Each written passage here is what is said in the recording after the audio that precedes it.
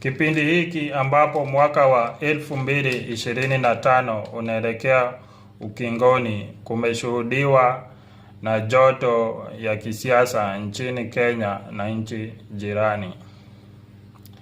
Mbinu ambayo haswa imetumika na mababe wa kisiasa ni ile tunayoifahamu kwa masuala ya sayansi ya kisiasa kuwa shambulio la moja kwa moja.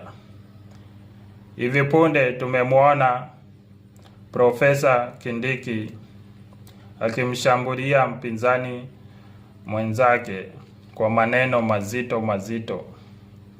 Mimi nitapita na wewe. Mimi ni fire.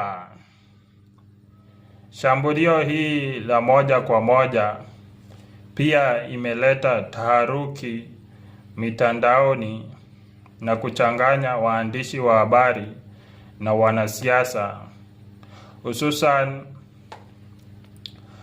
Rais Museveni alipogusia kuwa kutakuwepo na vita Kenya isipowaachia Bahari Hindi.